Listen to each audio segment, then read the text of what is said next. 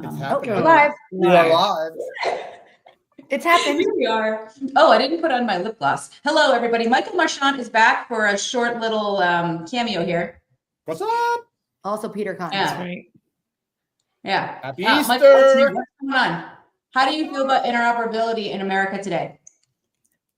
What's going on with interoperability is that I watched the 18-minute show of you in the airport and doing some research on the RCE contract canceling and a recent notice that went out, some changes at Care Quality. They're making some organization changes, and now Seth is now the interim director of Care Quality, and Alan's moving over to work more exclusively on the TEFCA side of the house. So we'll see how that all goes. A lot more fun. So yeah. Well, it's fantastic. I'm glad you said all those things because the deck that I made 22 minutes ago does not include any of that. So that's fantastic. But your lip gloss looks amazing right now. But you look good, Kat. You look good. I just got it at the CVS. Yeah, it's like L'Oreal. You know, I'm here for all that mid-level beauty. Okay, all right. We're sending you away, Michael, and Melissa, you too. I don't know. Okay. Maybe. Are you? Melissa, Are you sure? Are you keeping?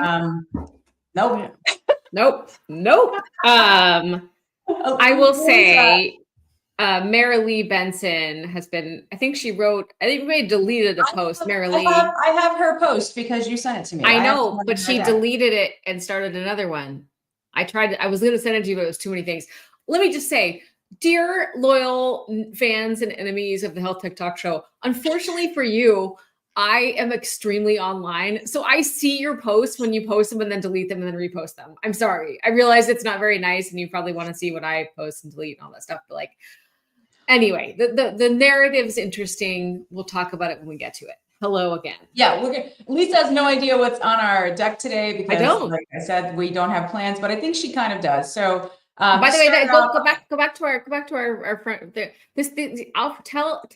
Tell Max that these outfits should be switched. More likely that Lisa is wearing the suit and Kat is wearing the dress. Just saying. I feel like Max is so tired of making us a new. Max is so tired of us.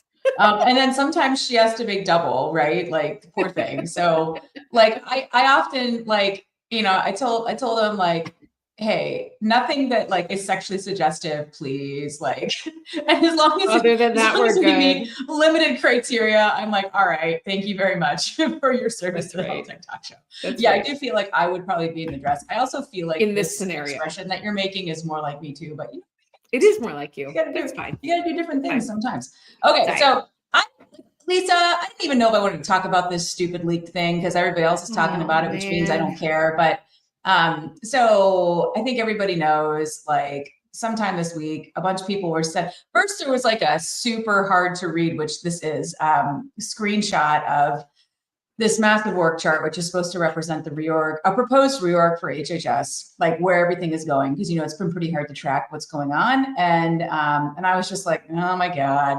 And then there was an accompanying, very long proposed budget overview that everybody's freaking out about. And honestly, remember when we heard about this from some other people and we were like, and we shit all over them? Yeah. Here's the thing, everyone, why is this being released? Please have some media and political literacy.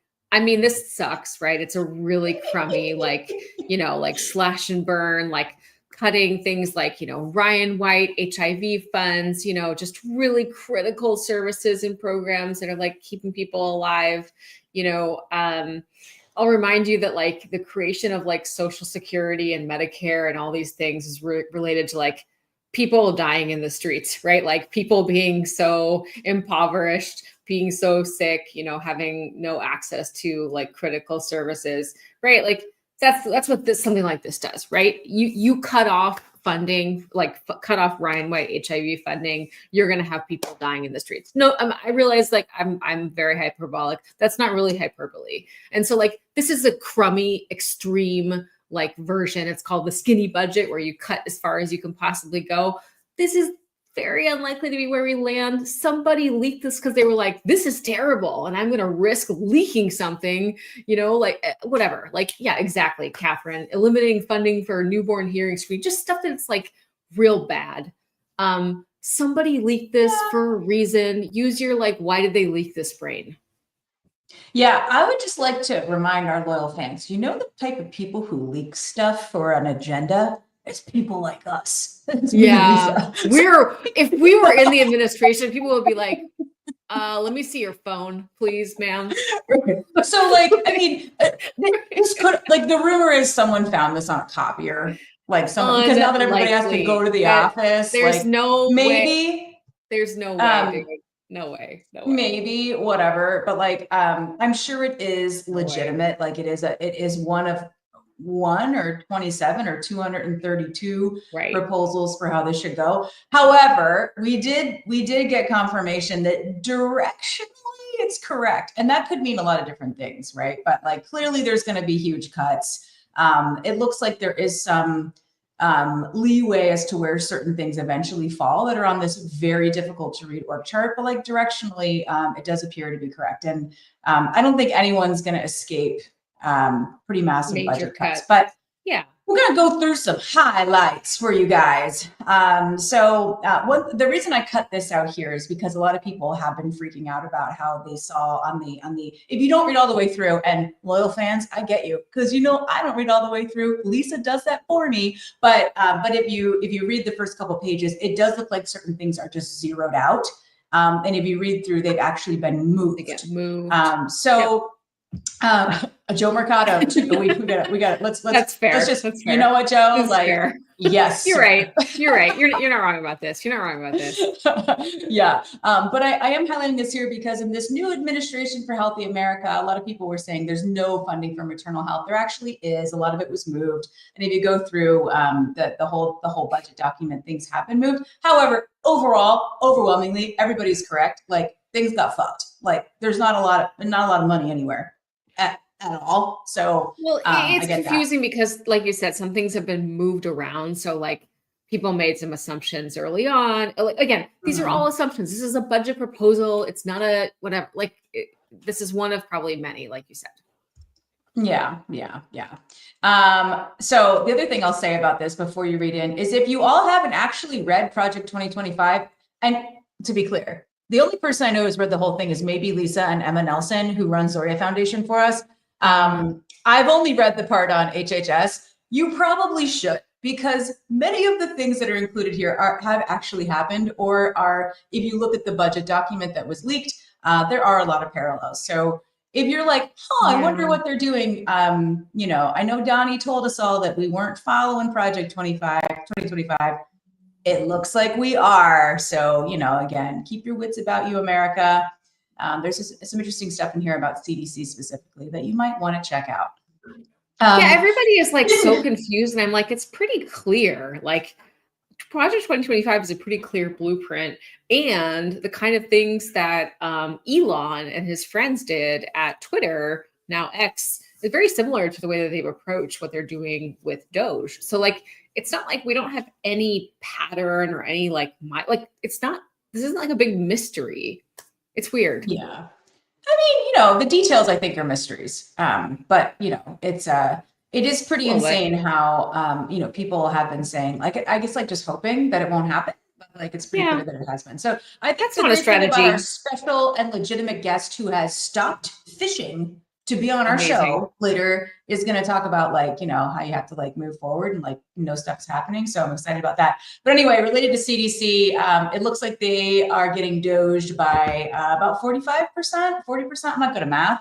Not great. So, and again, some of their functions are moving into other new little agencies and things like that. But this is pretty significantly not big. So you can read through the whole document. You can find it everywhere. You can probably just Google it, but see what they're proposing to be included. Again, some of this might not all happen. I've heard the best CDC could expect is that they would have 50% of their budget. This is actually better than that, which is still sad. So, again, who knows? Who knows what's going to happen? But yeah, not super great for public health. And you should all definitely read the Redneck Public Health series that happened randomly over the past few days from my LinkedIn account. Public health is not I just agree. vaccines, y'all. Yeah. So, it's things like, well, it's a lot of things. Anyway, all right. Anything to say about CDC, Lisa? No, I just think everyone, keep an eye on it. And also, if you're sending this to us, like we saw it the first, 5 minutes it was posted. Don't worry. I mean, we appreciate people sending us stuff, but trust me, 1,150 bazillion people sent us this thing. We're like, yeah, we've seen it. Yep. We got it. And if we didn't respond, that's why, because we were like, yeah, that's why. Yeah, I don't know. I think again, like directionally, it's interesting. There's a lot of details. We'll see what's what. Speaking of details, I mean, we've heard a lot of different things about ASTP or ONC, whatever we're calling it. It appears we're still calling it ASTP per this document. But there was the rumor that like it was going down to 30 people. I actually hadn't heard that from anything like that I would consider legitimate. And this would indicate that I don't even know if $9 million can sustain 30 people. So it's going to, according to this document, it'll move into the office of the CTO. The overall budget for that is a little over 100 million. However, only 9 million is for ASTP, and it will fund existing staff to continue carrying out mission critical functions. Lisa, what functions do you think those might be? Probably a certification program, probably some information blocking support. Just to be clear, this says consolidate functions from the ASTP. It doesn't mean ASTP continues. And I saw some analysis or some commentary from someone in one of the articles writing about this, and they said, how could this even happen? How you can't get rid of an assistant secretary? They're Senate confirmed. Let me be clear, everyone. That is not the case here. ASTP was not Senate confirmed, and that's not how it is. And that was one of the points of criticism, in fact, from Congress. They said you can't just create a whole new thing. Who's right? I don't know, but that's not the issue here. The issue is that they're planning on taking some of the functions, putting them in a new Office of the Chief Technology Officer, which, by the way, existed previously and was moved into ASTP. They're just they're turning it around. They were turning it inside out. CTO is the top, and then these functions from the Office of National Coordinator, whatever, are going to be part of this new thing in this proposal, to be clear. This is not final. We don't know the direction. This is a proposal. So just like really cutting it back. I mean, a deregulatory agenda like we have been talking about. Like pro deregulation in general. This is a lot. There's a lot going on. And then we did see there was some Politico thing that I think it was Politico you sent me yesterday, Lisa. I don't know. You sent me a lot of stuff. Sometimes I don't remember where it comes from. But it was talking about kind of the clash between Maha and MAGA. Obviously tell our loyal fans all about that. Maha is saying we want to like improve the food system and safety there, and removing things like Red 40. But to do that, you need regulators. You need people working at the FDA, people who are like making sure that the food system is safe. I just read today that they're going to be cutting out, or they're planning on cutting out a bunch of, federal food safety inspections and, pushing that to the states. There's so many reasons why that's a scary thing, because states just are not as well resourced as the FDA. And also, Georgia. Oh my God. And there's so many problems with that. Like they just don't have the ability to go across state lines. Many companies that create like food products are multi-state, multinational. There's all kinds of reasons you would want a federal presence there, but that's like in conflict of like Maha, like make America healthy again. Well, you need like food safety, like ideally no listeria in your meats or whatever. And, that conflicts with like wanting to deregulate and cut FDA staff and CDC staff and others. So saying about Redneck Public Health, you guys need to read these posts, because when this all happens and we can't trust our food sources, do you know who's going to be okay? Cat McDavitt. Because I'm going to hunt for my mushrooms. I'm going to can my food and not get botulism. I will not be shooting and eating the zombie deer, chronic wasting disease. Listen, y'all. So just saying, like, any of you who are hoping the government's going to take care of you, you just got to get on the cat plan. I don't know what to tell you. Yeah, they're still going to get you. Come on down. Come on down. Yeah. Yeah, I don't think I do not endorse Kat's message there, just to be totally clear. I endorse Kat canning her own food and hunting her own food. No one is looking out for you. Most of you, I do not endorse that for. And myself. Anyway, okay. The whole point is, I mean, God bless cybersecurity. I'm here for it. Like, well, that's great. Cool. I don't know if that's enough money to do cybersecurity stuff. Doesn't sound like it, but like whatever. $9 million is not a lot to do anything. I also don't even know how much staff you can handle on that. So like whatever. That's not great. So with all this stuff, like there's some things I like really like. I care about like public health, right? Like I care about Medicaid. There's some big issues that I've been focused on. I have not been really focused on ASTP ONC because Jesus Christ, like I'm just not. This is a pretty deep cut. And this is also why I don't care about things like TEPCA anymore. Like if we're going to $9 million and we no longer have any sort of like HIV, well, I saw that we do have HIV funding, but if we're like just cutting out like programs that actually meaningful save people's lives, I really could give a shit what happens to TEPCA. How do you feel, Lisa? Listen, this is the post that I think she might have updated. I don't, I just did it today, so it might not be the one that you know. Yeah. Listen, I mean, this is right. I what do did the think original one say? It's similar. It's similar. I just think, God, what do I think about this? It's so exhausting. So many years of thinking about TEFCA. It makes I'm exhausted of talking about TEFCA. I'm sorry, Mickey. I'm exhausted. I wish we could recoup all the money the industry spent. I know, man. Listen, like it's not clear, we don't know at this point in time what the level of support of the new Trump administration is for this work. Without them being all in, I would say a huge amount of this work went for naught. And it's frustrating. It's a lot of time to spend on this. And like what, I don't know, just in particular, like I keep hearing every single day I hear from someone who's like, I'm a health tech entrepreneur. I just learned I can get all the data through TEFCA and it's going to be amazing. One click. And I'm like, okay, let me make you sad now. No, you can't. You can't do that anymore. Or ever. Let me make you sad now. You can't. Here's why. It's just like I'm patient, and I'm going to get my data through this thing called You're not, TEFCA. girl. You're not. No, you're not. You're not going to get it. It doesn't work. Not. Doesn't work like that. You're not. I mean, You're not. Theoretically, you could. Yeah. I don't know. It makes me mad. Anyway, but the communications freeze, the rollout, that the monthly call, the public communications, the freeze there, the sort of lack of communication, what's actually going on with the program. That's such a huge bummer for everyone. And it just like, it sucks. It just shows you like the pen stroke risk of administrations changing, like you always say, Kat. And I just like, this is why this is a weakness, right? Yeah. That's tricky stuff. Like, I don't know. And then, my next slide here, Lisa, is from, it was actually, these are comments on your post being smart about TEFCA. And this was, I think, about the SureScripts situation. Yeah. So they just announced that they like finally made it through the QHIN process somehow. I guess they were approved to they and the RC or whomever was approved to actually talk about this. So they've gone live or they've made it through the final approval process for their queue. I don't know if it's actually gone live yet. And of course, SureScripts already does HIE-like activities. And this was a question about their existing exchange. Yep, my online scheduling experience and my complaints about that process. And Tara is the chief product officer and the head of their new QHIN. So she responded here, which is very helpful. I'd like to do a public service in my my LinkedIn comments. Thank you. Yeah. I also think SureScripts is smart here, right? Like, sure, like just in case, make sure you're there. Yeah. I don't know.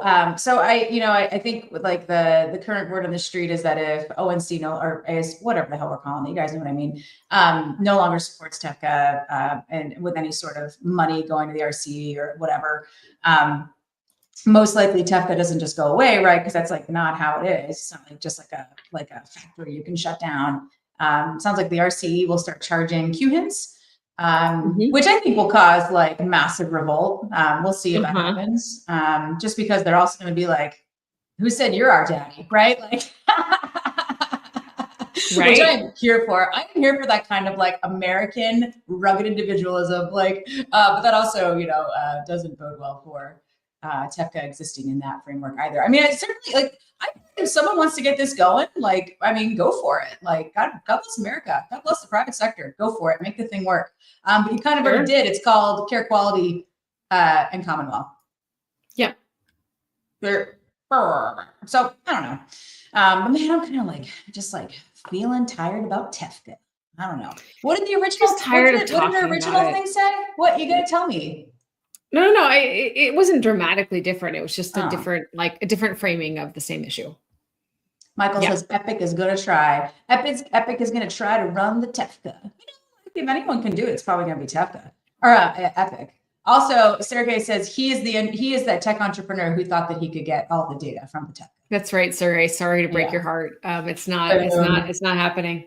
And not and real. you know, It's not happening. Not happening. Mm. And I do think, you know, I think Epic's position here is really important. I think Epic has very much steered this ship for better or for worse. I mean, it was very much they have been all in on data exchange for a long time with their work, you know, through their individual, you know, vendor mediated exchange and their long standing work in care quality, and now in Epic and Tefka, so we can mix up those words.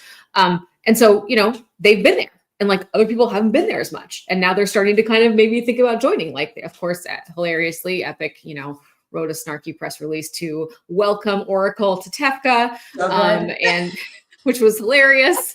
And, you know, they're constantly like sniping back and forth, all good. Like we will now see, like, does this become like a proxy war? Does Tefka become a proxy war between Epic and Oracle? You know, maybe that's one path forward here. I don't know. Like this is all, it's all still happening, so to speak. I'm into the drama. I would say if Epic runs Tefka like they run their X account, I'm in. Like that would their X account is good, man. Oh my God. Like if there was some like fun in Tefka, I would probably be here for it. So we'll see what happens. I don't know. We'll see if anyone's watching. Okay. This is the new Assistant Secretary for Innovation, which I thought was interesting. So I think we previously reported the rumor that ARPA-H and BARDA would be merged in some way. That doesn't look like, according to this proposal, that's happening. The sad thing here, ARPA-H, obviously, everybody's getting their budget cuts. Obviously, ARPA-H is definitely getting a haircut. The weird thing is, it looks like this proposal is suggesting that ARPA-H be run a little like a VC firm. So update all contracts to include a clause for the agency to recoup profits for invested products. These profits will be used to fund the newly created United States Sovereign Wealth Fund. God bless America. I don't think this, I mean, maybe they can, you know, carve it out like a pumpkin and make it a VC firm, but I don't like it. I was under the impression that ARPA-H was like doing moonshots that the private sector wouldn't necessarily try. I don't like it. I don't like it. I firmly disagree that the government should be run like a business. As you know, I think the government can absolutely de-risk technology for the private sector, hopefully for people, for its own citizens and residents, right? Like I think there's a huge value in doing that. Obviously, there's some limitations where we don't want to like do random stuff forever with no return, but like I think it's really important for the government to de-risk stuff for everybody and do things that are in the benefit of, you know, the people of America. You know, I just like I think that's so important. And as you noted, the U.S. has a entity like this, the Development Finance Corporation, which is apparently, you were saying, like the only like ROI positive, like positive return. The only profitable, I think, was the term. Profitable, like department. It provides returns. Yeah. I didn't know the government was supposed to do that. I didn't know so it was money. So interestingly, started out of the OPIC, the Overseas Private Investment Corporation, which is a corporation like run by the U.S. government. And friend of, I want to say he's the friend of the show. I'm just going to imagine he's the friend of the show. Adam Bowler, friend of the show, my former boss at CMMI. Probably would like us. He was brought in to start to do the transition to the Development Finance Corporation, and actual friend of the show, Nafisa Jawani, leads the health investment, or a big part of the health investment of DFC. And they do this work overseas, right? They are investing in health technologies, not in the US. So like, could they do that in the US? Like, sure, but like, they already do that. Like, let them do that in the US and let ARPA-H do cool stuff here to de-risk, in a health innovation in the US for Americans, I would say. That's my view on it. Yeah. I know some of the criticism was that like look we at got this. our man here. Sergey. We got our Belarusian did view. Sergey wasn't one of his posts about like some tech entrepreneur was like being hard on him and he was like, basically I'm from the gulag. Like that was pretty freaking hardcore. Sergey throws like, down what? on LinkedIn. Oh my God. Yeah. Oh my God. This guy's freaking hardcore. Come at me, bro. Anyway, It's this entire vibe, Sergey. We love it. Anyway, so we'll see what happens here. We don't know. This is a beautiful photo of probably an $18 latte that I took the other day. This latte was expensive. So the point of this latte photo is, okay, like I'm down for like cutting things that are bullshit, right? But like, I'm great with money, y'all. And you know the number one way to like make more money and pay off your debts and be amazing? It's not to not buy your lattes and like cut. It's to make more fucking money, right? So like I'm looking forward to when the government remembers that all these tech bros and all these investors who are advising our great federal government remember that you have to make more money to really get ahead. So I'm looking forward to how we're going to like stimulate the economy, get people to start businesses, get entrepreneurs to take risks so that we can make more money off corporate taxes. Like, what the hell is that going to happen? And like, Jesus Christ, like this is fucking America. Like what, since when were we like, you know what? No. We're going to just hunker down for the long, cold winter.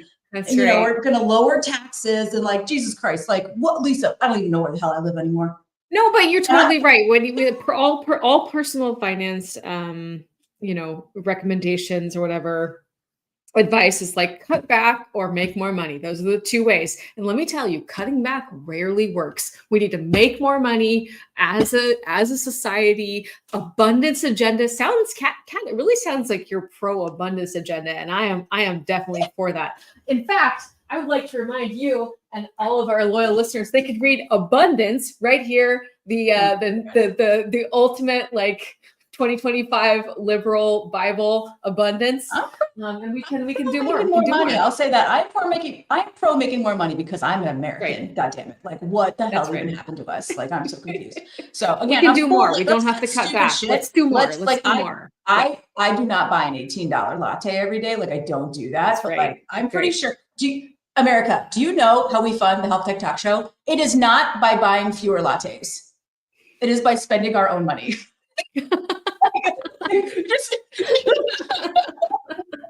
All right, moving on. All right, moving on. Oh, this was funny. I love this story so much. This story that we have now covered, just because we think it's hilarious, is the story of Rippling and Deal. This is not health tech related. This is the corporate espionage story. And the latest update in this story is that they've been trying to serve the CEO of Deal, but he is nomadic, and it said he's nomadic with a strong connection to Paris or France or whatever. And I was like, that's Kat. That's so great. So he is a nomadic person who has a strong, attachment to France, and he is avoiding being served by Rippling for corporate espionage. This so story good on him. Like so good. This He's is somewhere in the wilderness avoiding the process server. We don't know. Maybe he's living in a yurt. We don't know. News. Oh my God. Okay. So this was an article, Lisa, you sent me because you sent me all my news about AI results at 8 different health systems. To summarize the article, a lot of these CIO bros were like, it sounds like there's two areas where AI wins. One is the scribes. Everybody knows that. Scribes are getting commoditized. They make things happen. That's great. Lots of competition out there. And the other one was revenue cycle, which is what we've been saying for a long time. It's going to be like more administrative stuff might work. That's great. Interesting though, a lot of them did say that their homegrown solutions worked better for them. Yeah. Well, the ROI on the scribes is what we discussed. As you might have seen, Brendan Keeler and Bobby Kulik and I were on a podcast with Innovator talking about some of this stuff, and we were talking about the scribes piece, and Brendan and I really took both sides of it. I was like, as we've discussed, like, doctors love it. And Brendan was like, and that's the problem. Like, it's not actually resulting in this, massive, like, financial or effectiveness ROI. It's basically just helping with the doctor, MD, clinician satisfaction side versus necessarily, resulting in massive financial or process ROI for the systems. And yeah, as Michael just noted, is that, homegrown tools are likely to be better for whatever systems folks have in place. But then you have to also have the sort of entire support system behind it and the ability to maintain and continuously update those systems.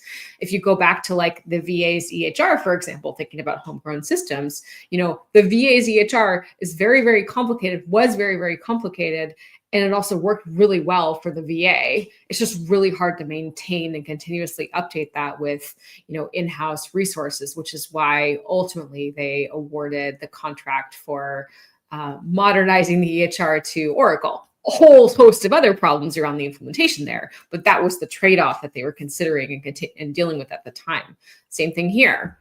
But I think the answer was like ROI is a question mark. Is what I would Debatable. say. Debatable. Yeah. We'll see. Right. We'll keep following this, loyal fans. So we forgot to put this in last week because I don't know, it's probably because we did the same thing we always do and didn't do this till last minute. But Dr. Oz gave his town hall at CMS and apparently was like all about the AI nurses. He was like, this is going to save America. I don't love that, as you all know. I think nurses should be humans and we should use technology to support people. But I don't know. I mean, I think he was, this was his first talk to the CMS team. Hopefully he has spent the last couple of weeks like just really digging in with the CMS team and has learned all kinds of terrible things about the way we run Medicare and Medicaid and the other programs that CMS is in charge of, and realizes that there are these huge issues in front of the program to deal with all across the board. So it was his first talk. Yeah, I just don't know why that would be the thing you say at a town hall. Let's do the AI nurses. Like, I don't know. Someone must have got to this guy. Someone has a lobbyist. Someone got to this guy. Is all I gotta say. So God bless him. I would like to know who that lobbyist is, and I would like to know their hourly rate. It is Andreessen Horowitz's lobbyist. Oh yeah, because Marky Andreessen's been like apparently like he's been right there. So whatever. Big investments. Anyway, I'll tell you what, Sergey, when he shows up, he just like keeps dropping the bombs. It's like awesome. Oh my God. Okay. All right. We're almost through the news show here. Okay. Oh, so this was our friend Kevin. Lisa, I say his name wrong because you say his name wrong, but then we say it right. What, Kevin McAbee. Maccabee. Jesus Christ. Sorry, okay. Kevin. Kevin has also been talking about this a little bit, some of the risk with matching funds, because a lot of people are like, oh, well, it's the states. The states are fine. The states get like a shit ton of money from the feds, y'all. So as you can see, this was Samir Uni posted this on, I'm probably saying his name wrong too, but on the Health Tech Nerds, a nice little graphic. You can see the source down here, the U.S. federal government. As you can see, money coming from the federal government is the majority of the money spent on healthcare things. So, just rinsed and repeated and transferred and, goes through a couple other filtering mechanisms, but it's still a lot of money from the federal government. That's right. And as you can see, here are state taxes going in, not the same amount. That's right. Not the same. I love Scott Becker. I think he's the man. He reported, I always read his little things in the morning, what he's looking at. So as you can see here, United Health Group dropped 22% yesterday. Pretty tough times. There's a lot of different analyses on this, but overall, kind of fuck up the market as well. Well, I've read a few of these analyses, and they basically said, listen, United, has been really aggressively expanding in the MA market.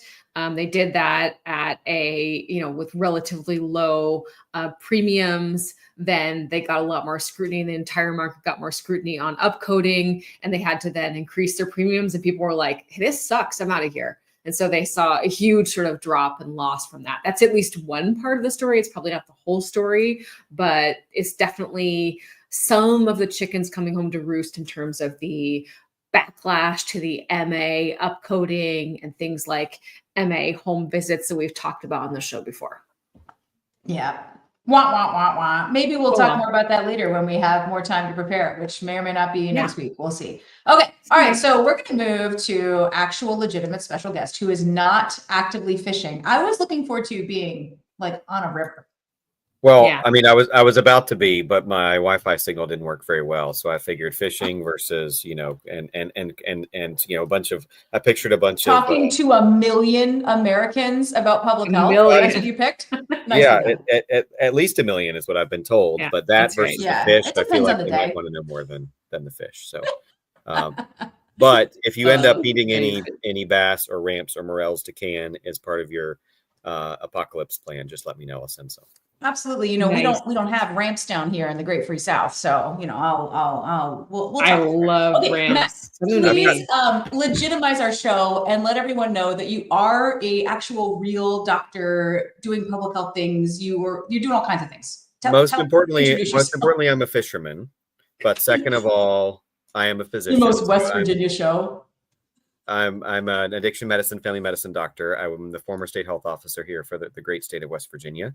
I also serve as a board member of the West Virginia First Foundation, which is our opioid settlement foundation here. And I'm the chief medical officer and VP at a large federally qualified health center here in West Virginia called Valley Health Systems, which is a great organization doing lots of public health work outside of the traditional governmental public health lane, but still very bread and butter public health. Awesome. Nice. Love it. So Matt, one of the many reasons you're on this show, because like you probably could have just come on whenever you wanted anyway, because you're cool. But we spoke with JT Lane and Brandon Talley together at South by Southwest about decentralizing public health. And all of our LinkedIn posts got a lot of heat. Like, I think it was good.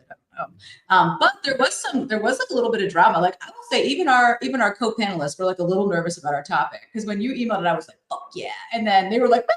So I mean, they weren't quite like that. That was my. I feel like you've leaned into the conversation too. That helps. Here for it. Yeah, Redneck Public Health Series. That's what I'm talking about. But yeah, so can you just like introduce that topic? And, yeah, and I'd be happy to. You know, I think it's something that I have thought about quite a bit, especially moving from more traditional governmental public health role as a state health officer into a more nonprofit lane where we still do a lot of core public health work. But I try to compare the two and try to kind of compare and contrast how we think about those and why we bucket them so separately ultimately.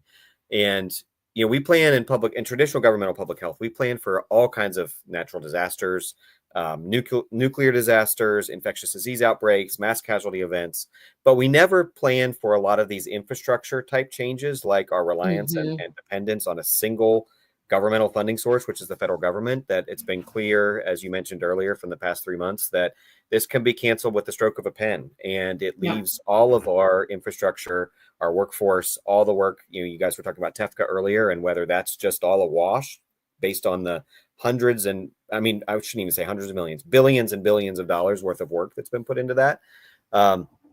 And ironically, what I see at the local level, and I went and visited every single health department in the state of West Virginia during my tenure as state health officer, is that the ones that are the least worried about these cuts are the medium and large size local health departments that have diversified funding sources. They have some federal government funding, which is a problem when they lose that, but they have state government funding, they have private grants, they have local levies that all serve as a backstop. And, you know, if you were a company that had one single funding source, you'd be looking for other people to sell to in a heartbeat, because that's just not sustainable long term. Right. And I think we need to think more critically long term about public health funding. You know, of course, that federal allotment that goes through CDC and HHS and Medicaid and all the other the massive amount of dollars that goes to public health work is critical, and we've got to fight for that. It's super important. But we have to think in a parallel track too about what do we do when we're under this threat of you know, again, the stroke of a pen, which really threatens a lot of our traditional public health roles and the expectations of what we can do for the public. Yeah. Boom. That was Sarah talking from her perspective in Colorado, I believe. Yeah. But yeah, I mean, I could not agree more and good business sense, as Kat would say, is, diversification in your revenue streams. And in terms of funding streams, public health needs to have, I would say, everybody at the table. I do, again, still think that the government plays a really important role here in funding It has things to. It has others wouldn't do. But like at the same time, as you noted, Kat, in your Redneck Public Health series, this stuff affects like everybody in all different parts of their lives and their business and their work and their families. And so like, why are we not getting more of those folks at the table also in terms of funding it, right? Business groups, businesses, right? There are other ways to look at this as well. You do need that core sort of support from the government, but you also need other people to be involved in both awareness, but also in funding and supporting the work. Yeah. And if I could expand on that, I mean, I would say that, why are we here talking about the idea that, I feel like most of my time as state health officer was justifying the existence of public health to legislators, to our federal delegation, but also our state delegation, city councils, mayors, of trying to explain the impact of why we do what we do and why it's important and why we should put a lot of money into it. And that, that was an important time for me to sort of think about what's not resonating. And a state like West Virginia, we are dark red.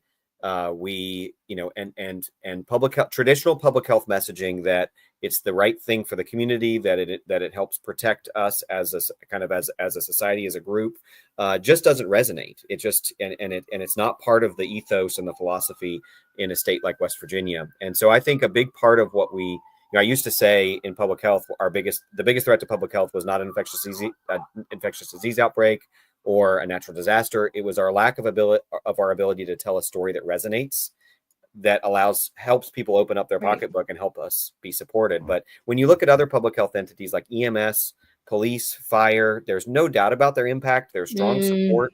And I think if we want to reverse the decline in perception of public health, we need to think about how we tell that story. And I think it's about how we say, how we talk about public health is the reason we can go to our local big box store. It's why we can go into the office and see our friends at work. It's why we can go to the swimming pool. It's why we can go to church without getting sick. We can start a business because of quality public health.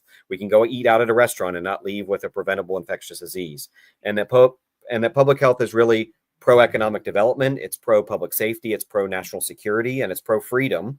And that's the message that resonates in a state like West Virginia, where those are the values. And if we don't hit people where they are with those values, they're going to push back. They're going to say, why are you forcing me to do this thing that I don't really understand and I don't trust and I don't get. We've got to meet people where they are and different messages resonate in different places. Well, not to drag up some bad blood here, but obviously the COVID pandemic, put a lot of these things on a collision course. I think they led us to where we are today. And I think about if we had had a message like that, if we had had that understanding, that shared understanding of what public health was going into the COVID-19 pandemic, I can't imagine we wouldn't have had different outcomes.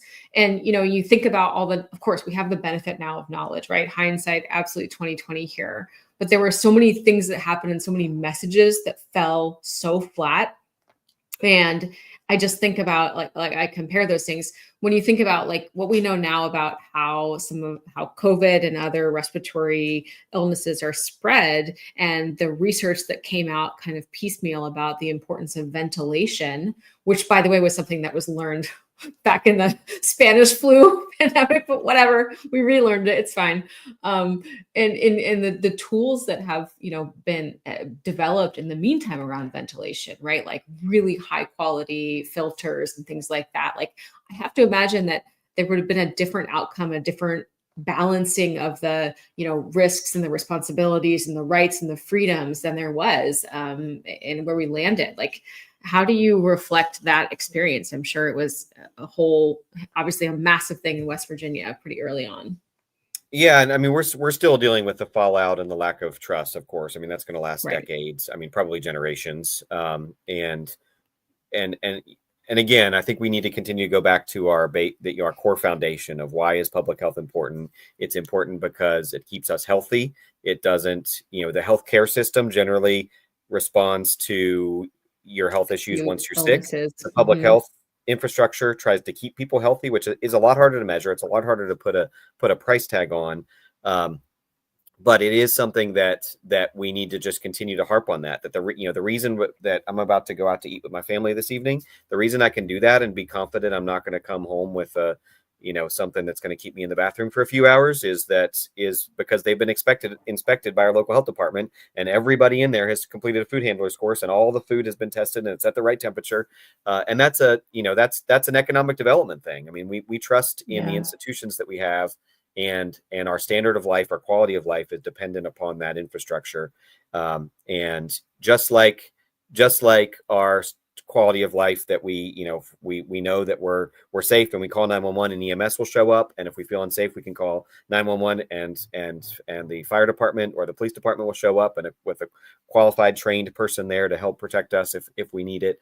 The same is true for disease intervention specialists and epidemiologists and people that collect the data and crunch the data behind the scenes. So it's about reframing what we do and why we do it, and making it really relevant to the people at the localist level. And I think when we focus on and continue to push for more federal funding or prioritize federal funding over local funding, we lose the messaging in the meantime. We lose the messaging that this is relevant to the person that lives down the street from me. And that this is relevant to me personally, it's relevant to my family. When we're I think the funding and the messaging are two things that we need to continue to think about in kind of in the same vein, in the sense of if we can make this resonate at the local level, we can get funding at the local level ultimately. And if we build enough, build enough consensus there and speak to our local policymakers. So that gives me some hope going forward, despite all the negative news and all the cynicism and which is certainly due and appropriate with all the federal funding cuts. We can't give up on, federal funding is incredibly important. We have to do central planning in order to protect people. But there's also a really important role for local funding and local messaging to make sure people understand what we do and why we do it. Yeah, I agree. I believe Ann Zink introduced us, but I can't totally remember. She was involved somehow. I was just talking to her last week. And I think I mentioned that you were coming on the show, and we were just talking about the differences in approaches, right? I live in Georgia, I think we closed for 2 weeks. But she was talking about in Alaska, the approach was actually just like what you were saying, public health was a way to be pro-business, and they got in rooms and fought, they got on the phone and fought together at the time about, how do we keep Alaska open? And, and it was really it was a her or, right? It was either public health or business. And then after, yelling at each other for a few hours, it sounds like they were like, oh, if we take some of these precautions, we can stay open. And it was I think people getting together and being able to have that dialogue is important. Also, that was a local message to Alaska. It was obviously very different in Massachusetts and other places. So I'm here for that. I want to comment on Sarah, who again, Colorado. Public health workers are, or at least when you're getting your MPH, apparently, you're taught to stay quiet. Do you feel like that is true in your experience? And yeah, I guess, how do we get over that? Well, she's referring to this idea that public health is this invisible thing that is always shaping our lives, and we just don't appreciate it. It's like a saying that people say about public health and how we're supposed to, fit into the rest of the health, work that's happening across the country. So. Yeah, again, I mean, I think that's a huge liability for us. I think if we don't talk about what we do and why it's important, I think that people presume that it's not needed and it doesn't need to be funded. And they see the line item and they say, what is this? What is this HIV thing? Nobody around me has HIV. I don't hear anybody with that. I don't know why that's important to me. And it doesn't become relevant until we talk about it or until there's a particular impact on that policymaker or on that governmental official who's making that funding determination. So, I do agree with the statement that, when public health works well, you oftentimes don't know about it. And I think that's also a problem. I think we need to be able to say, quantify, talk about the fact that we live the lives that we live, and we can travel and we can fly on airplanes to different cities and not bring or get contagious diseases and bring them back to our family members because of the success of public health. And we need to be screaming that from the rooftops. I brought up EMS and police and fire. it's a similar message. If we're safe and we are protected and we're secure and we know we have an emergency system that will work for us when we need it, hopefully we don't need it. There's still visibility, there's still awareness, there's still understanding that that's out there and that it's available, that it's needed, that it's important, that it's worth investing in. And we need to take a page out of that playbook, whether it's, again, whether it's uniforms, whether it's fundraiser events, whether it's specific public health vehicles that drive around with sirens. I don't know what it is necessarily, but it's got to be something that's really public, it's visible, that people can see the work that's going on to protect them on a daily basis, and that this infrastructure is worth supporting and worth investing in. Yeah. Something else that you said during our time in Austin, Matt, was, why are we even calling it public health? Why don't we just call it preventative care? Like why, because I do think it's sad that this happens, but I talk to a lot of people who maybe aren't, in the upper echelons of running the healthcare industry, and they think it's like the public option, right? They think it's for poor people. And so therefore, like in a lot of markets, it's not perceived well. So like, why don't we just call it like care? Yeah. I mean, again, the messaging and framing is so important here, and it's got to meet people where they are. I think when I struggled in my early career in public health to even understand and put public health in buckets and say, like, what is the scope here? It's threat preparedness, it's immunizations, it's maternal health, it's HIV prevention and treatment. There's healthcare stuff in there. There's planning, there's strategic planning, but there's sanitarian work, there's inspection of new installs of sewer systems. It's like, what is the common thread through all of this? And the thing that I found that made the most sense to me, that resonates here in a state like West Virginia, is that public health is prevention, and just calling it prevention and saying what we do is in all of those spaces, we prevent disease through different mechanisms. And you can go down through each one and they're a little bit different. And sometimes it's primary prevention, sometimes secondary or tertiary prevention, but it all is about keeping people from getting sick or the progression of the illness. And what follows from that is that an ounce of prevention is worth a pound of cure. And that, we have these massive Medicaid budgets and public health and public, spending, Medicaid, Medicare budgets, that policymakers are constantly looking for ways to contain and to put in, to reduce in different ways, which is a whole nother topic of discussion. But a potential answer for that is, why not keep people healthier longer? And again, that's a core, I think, is a core thread in the MAHA movement of how do we kind of move things upstream? How do we try to invest in healthier food systems, in better systems to incentivize or make available exercise and physical activity, and reduce additives in foods and reduce toxins and all of that the perception is will keep people healthier and reduce long-term health costs. And so I'd say we lean into it. I mean, I'd say we take that thread and we pull on it as hard as we can and say, this is what public health does. We are the ones that research whether red dye 40 causes long-term health problems. We are the people that work on healthy food systems and get healthy foods in schools and do education in communities about how people can be healthier and live longer, and live more productive lives and start businesses and be pro-freedom and live free, self-directed American lives, and go fishing when they want to. So, and can their food. We'll add that in there. All of that is really important. Well, what you're saying, it's very important to note here, because a lot of payers for healthcare benefit from the work that public health does in a particular state or community or across the country.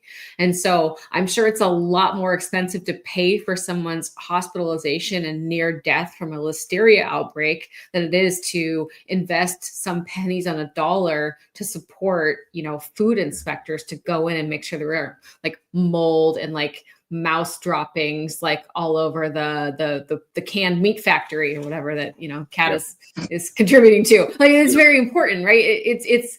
And so you make a point. You're inherently making a point here about the other parties who could probably contribute to public health activities in a particular state or at the federal level as well, right? We could reduce what we pay to commercial health insurers to cover people under Medicare and Medicaid, or those insurers could be part of the funding and the support of public health in states and communities and across the country. Just as an example, the employers, they also benefit if their employees don't get listeria from the meat factory. Again, same story, right? Those things are This all meat factory. I read the story about them. I would like to go Probably there. don't sue me, but like it was real bad. Like it was like mouse droppings. It was like, bad. It was bad. It was bad. It was bad. Just don't eat the preserved meat. Don't read the story if you get grossed out by the stuff. But if you're curious, like just look it up. You'll find it. And yikes, man, not good. Yeah. Well, no, I mean, I think that point is very well taken, and the this is kind of a conversation with what is the current system, but what should the current system be, and the idea that healthcare pays for a lot of prevention. It pays for a lot of cancer screenings and so there's a Venn diagram here of public health as prevention and healthcare, and it overlaps significantly in the middle. Yes. And so why doesn't Medicaid pay for those things when we know that it's making people healthy, it's keeping people, getting people back on their feet, it's getting them back in the workforce, it's helping them live a self-directed life and helping them live longer and reduce long-term healthcare costs. And the answer is that, and there is some movement in that direction. I mean, even if you look at ACO models and value-based payment models where they're looking at what the risk score is of a particular individual, how are we keeping that person out of the hospital, and the healthcare providers are sharing in the difference of those healthcare savings versus expected costs. You start to see areas where healthcare providers could get really creative in the things that they fund or the way that they use those savings to help keep people with COPD or congestive heart failure or are high risk for I'm going out on a limb here, but high risk for adverse maternal health outcomes because of social determinants of health and poor housing and maternal smoking and the things that traditionally are in the core public health arena, that there's now a new funding source in a sense to fund because we know that there are savings to be had there, and we're sort of incorporating that into a bigger funding model. But ultimately it makes no sense that, to me personally, that public health and Medicaid and governmental payers for healthcare are so separated in the way that they are. Yeah. So we got a few minutes left here, Matt, and surprisingly, somehow, probably because we tell great jokes, a lot of state health leaders actually listen to our show. So and your post that you're coming on got a lot of likes. So what would you suggest to your peers in other states for how they can diversify funding, get more support beyond maybe just state funding? Like what should they do? Yeah, I mean, again, I go back to, I mean, there's no easy answer to that question. If there was, it'd be done already, as there aren't really easy answers to all the hard questions of the day. But we have, I mean, I would say number one, we have to continue to make the case that the federal investments are incredibly important, and that's something that the public health organizations are already doing and doing a great job of that work. That's got to stay core to the approach. There's some really interesting models that, in West Virginia here this year, we were able to get a $2 million increase in the line item budget for local health departments, which are also very dependent on, and those are in West Virginia, they're all county-based health departments, but they're independent. It's a decentralized public health system, and they are incredibly reliant on things like the infrastructure grant, data modernization, and others, which likely, if they're not cut, they probably won't be renewed, I would imagine, with the current funding situation at the federal level. And so that's a really critical lifeline to help them bump that up. And that's them going to the legislature and telling the stories about the importance of their work, getting their constituents to go and tell the stories. They're able to also diversify funding through local levies, through fees that are levied on restaurant inspections, sewer and sanitation inspections. So at the local level, there's quite a bit of potential for diversification of funding in the moderate size health departments. The small ones are very dependent, at least in West Virginia, on that federal funding and are really struggling with the reduction. The story and the messaging is important. The Indiana model, where they were able to get a big infusion of state dollars, again, through better telling their story, engaging stakeholders, getting people to the table, is a great example, and something that we were working on building some momentum towards here in West Virginia, that has a lot of potential. I mean, there's a lot of hope in that model, that it doesn't, it doesn't all have to be at the state level. This, from the state leadership piece, that again, that those two separate funding sources, the federal funding source and the state funding source, can both serve as a backstop to each other, depending on how the budget scenario goes in any particular election or funding cycle. So, I don't have a great answer. Those aren't new things necessarily. Those aren't things that aren't stones that we haven't overturned already.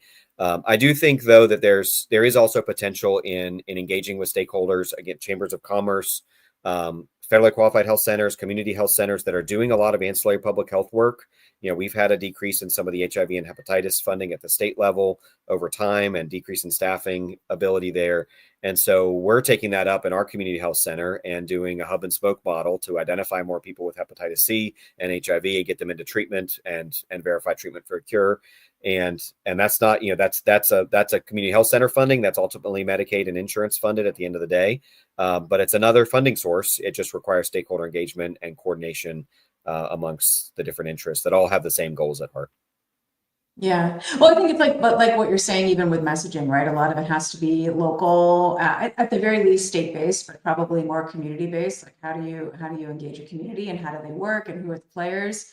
And then just a note to our loyal fans, we often do talk about Indiana and the total coup they pulled off. That was pretty broadly covered by Politico in a series of articles.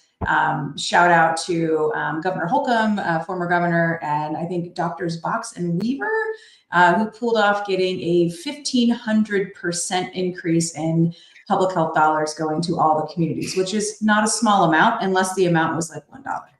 So, shout out. It wasn't $1. Yeah. So it's awesome. So Matt, we're out of time, and you just said you got to go to dinner with your family, and then probably, I don't know what you're doing. Go fishing again. I don't know. Maybe probably go fishing again. Maybe send them to you. Sounds like you got a lot of if plans. Your listeners don't know what ramps are, they're missing out. So yeah, I don't know. Maybe. Isn't that like, is it, I know I could pick them in Pennsylvania. They do not, I can't find them in Georgia, but is that like beyond the East Coast? It's no, they're out west too. I've seen them out west. We used to live in Seattle. And Morels are out west. Yeah, morels and yeah, all kinds of mushrooms that you shouldn't be eating out west. Yep. Well, yeah, I so far so good over here. So So Matt, one last takeaway for our loyal fans. Many of your fans are here, so tell us what's going on. Like what do you want them to remember about their time with you today? That's a hard conclusion. Let's say no, I think we have to find the public health, when we find ourselves struggling with public health funding, it's ultimately that policymakers aren't understanding the true impact of our work. We all know the impact of our work. We've got to be telling it to audiences that don't agree with us, and to people that don't traditionally understand or might be resistant to the messages that we normally send. And again, I think, in a state like West Virginia, which I think is, that some of the ethos and philosophies are resonant at the national level as well, is that for me, public health is pro-economic development, it's pro-public safety, it's pro-national security, and it's pro-freedom at the individual and organizational level. The more we can tell that story, the more we can get people to buy into this model that we know saves lives. It makes people healthier, it makes people more free, and it makes us all safer. I will credit you with this quote, prevention. My next LinkedIn post is going to be public health is pro-freedom. It's freedom. That's right. It's freedom. Yeah, Prevention. Yeah. And public health is prevention. That's another good one. I mean, keep it simple. Like, the more we say like, well, public health, we work on this population. We got to narrow it way down, simplify it. Not that the people we're talking to can't understand it, but that it's got to be a quick elevator pitch that people can say, yeah, I support that. Like that, it's got to be a Twitter message. It's got to be, and people have to be able to see it, hear it, and buy into it within a couple sentences. And if we can't get there, we've lost them. So, public health is prevention. Message number 2. Thanks, Lisa. Love it. Thank you, Thanks, Matt. Awesome. Thank you for joining us. Thank you for sticking around after the news show. And good luck fishing, and happy Easter to all who celebrate. Happy Good Friday. Happy Easter. Bye. Bye.